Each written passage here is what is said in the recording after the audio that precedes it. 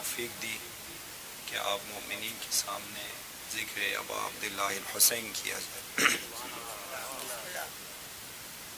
یہ تقریباً شاید یہاں پر یہ سیکنڈ لاسٹ مجلس ہے، لیکن آخر میں ایک عاشورہ کے مجلس ہے، اس میں عموماً مسائل پڑھا جاتا ہے عاشورہ میں، لیکن یہ ہے کہ آج کی مجلس تقریباً جمع بندی ہے۔ اس پچھلے جو 7 دن ہم نے بات کی ہے، اس کو آپ جمع کرنا ہے، کوشش کریں گے انشاءاللہ اس کو جمع کریں تاکہ ہمارے جوان جو یہاں پر آئے ہیں کچھ ان کے اذہان مبارک میں کچھ چیزیں باقی رہ جائیں۔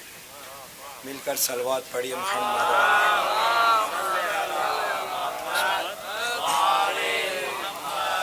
ہم مسلسل بیان کر رہے تھے کہ خداوند عالم نے انما یرید اللہ کہہ کر اہل بیت کو جو واقعاً حق تھا، خدا نے اپنا حق ادا کر دیا ہے۔ خداوند عالم نے، ہم نے یہ بھی کہا کہ خداوند عالم نے اپنے لاریب اور بے عیب کتاب کے اندر 1 بار نہیں، 2 بار نہیں، 300 مرتبہ اہل بیت کے شان میں آیتیں نازل کی ہیں۔ ہر ایک شان کو بھی اگر آپ نگاہ کریں گے تو آپ کو 300 دن کی ضرورت پڑے گی، لیکن خداوند عالم نے کتنا بڑا احسان کیا ہے ہم پر کہ فرش عزا کو بچھا دیتا ہے، ہم 10 دن جمع ہوتے ہیں، یہاں پر وہ چیزیں سننے کو ملتے ہیں جو انسان واقعاً اگر عمل کرے معرفت کے درجات کو بلند کر سکتا ہے۔ اور درجات معرفت پر ہم نے مکمل گفتگو کی۔ پچھلے سال بھی میں نے ایک بات کہی تھی، ابھی اچانک یہ بات میرے ذہن میں آئی ہے، خداوند عالم صرف ہمیں جنت دینا نہیں چاہتا، جنت تو ہے مومنین کے لیے، خداوند عالم خود کہہ رہا ہے یہ مومنین جنات فی تجری تحت الانہار، یہ ایسے جنتوں میں رہیں گے جہاں پر نیچے ان کے جو زمین ہے نا ابھی وہاں پر نہریں بہہ رہی ہوں گی۔ روایت میں ہے کہ جب بھی آپ کا دل چاہے، آپ نے صرف نیت کی آپ نہر میں جا سکتے ہیں، آپ نے نیت کی میں اوپر آ سکتا ہوں، یعنی کہ آپ چاہیں پانی میں زندگی کریں، آپ چاہیں اوپر زندگی کریں۔ خداوند عالم نے ایک عجیب غریب جو جنت بنائی ہے اپنے قدرت کے ساتھ، یہ بنایا ہے مومنین کے لیے، لیکن خداوند عالم کا مقصد نہیں ہے کہ انسان کو اس دنیا میں لا کر یہ جنت دے۔ پچھلے سال بھی میں نے کہا تھا خداوند عالم کے مقامات ہے، خدا مقامات دینا چاہتا ہے، اس لیے مومنین سے کہہ رہا ہے قرآن پڑھو، تفکر کرو، تعقل کرو، شعور کو بلند کرو، معرفت کو بلند کرو۔ خدایا جب جنت ہے ہی ہمارے لیے، یہ سب کچھ کیوں کریں ہم؟ اس لیے اس مقامات کو حاصل کرنے کے لیے روایات کو اٹھا کر دیکھیے گا، جنت میں بھی مقامات ہے، کیٹیگریز ہے۔ خداوند عالم نے نچلا ایک مقام رکھا ہوا، اس کے اوپر ایک مقام رکھا ہوا، اس کے اوپر ایک مقام، اسی طرح جنت کے 10 مقامات ہیں۔ خداوند عالم چاہتے ہیں اس پہلے مقام میں نہیں، تم 10ویں مقام پر آؤ۔ خدا اس لیے بار بار کہہ رہا ہے قرآن پڑھو، اس پر عمل کرو، نماز پڑھو، روزہ رکھو، تاکہ اس بڑے سے بڑے مقام کو میں تمہیں دے سکوں۔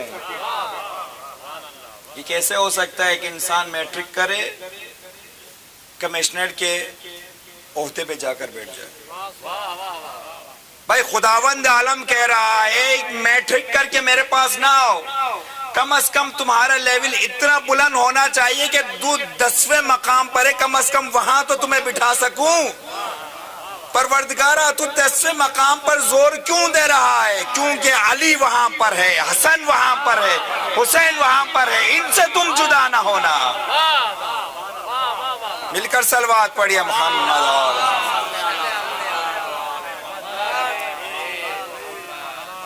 اب واجبات پر ہم نے بہت گفتگو کی، انشاءاللہ اب واجبات پر عمل کریں گے انشاءاللہ اس امید کے ساتھ۔ دعا تو میں کرتا ہوں، حرم جاتا ہوں دعا کرتا ہوں، یہاں پر بھی دعا کرتا ہوں، نماز کے بعد بھی دعائیں کرتے ہیں، مجلسوں کے بعد دعا کرتے ہیں، لیکن شاید میں گناہ گار ہونے کی وجہ سے میری دعا قبول نہیں ہو رہی ہے، الگ بات ہے، لیکن آپ مومنین سے بارہا کہہ چکا ہوں عمل کے میدان میں خدا کا واسطہ ہے، آپ لوگوں کو امام حسین کا واسطہ ہے، 14 معصومین کا واسطہ ہے، عمل کے میدان میں پیچھے نہ ہٹنا۔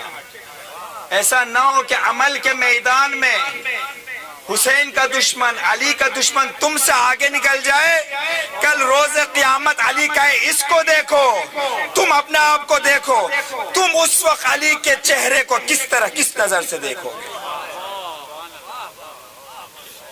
پچھلے سال عصر کے دوران ماتھلی جانا ہوا، صاحب خان کے ساتھ صاحب نے کہا کہ میں بس یہ دکان سے لے کر اتفاقاً بائک جہاں پہ روکی وہ مسجد تھی، میں اس طرف رکا، مسجد تھی۔ یقین مانیں گے میں حیران ہو گیا، مسجد فل ہو کر، صحن فل ہو کر، لوگ انتظار میں باہر کھڑے تھے کہ نمازی باہر نکلے ہم اندر چلے جائیں۔ ماتھلی کی جو اہل سنت کی جو مسجد ہے، ابھی ہم کیا کہیں؟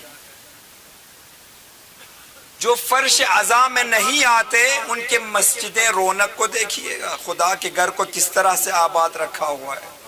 اور جو حقیقی مومن ہے، جو حقیقی موالی ہے، جن کے لیے خداوند عالم بارہا کہہ رہا ہے یا ایھا الذین آمنو، لیکن وہ مسجدوں کو خالی رکھتے ہیں۔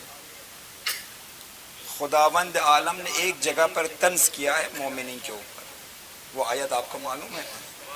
خدا اس وقت شاید خدا کو نہیں معلوم اب کیا الفاظ استعمال کیا جائے، خداوند عالم شاید تنگ آ گئے ہوں گے مومنین سے۔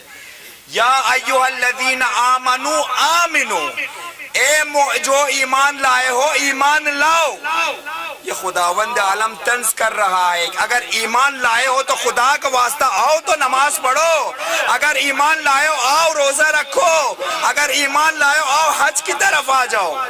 یا ایھا الذین آمنو آمنو آمنو، ایمان کا اعلان کرتے ہو تو آؤ نا ایمان کی جانب۔ اب خدا کس طرح سے پکارے؟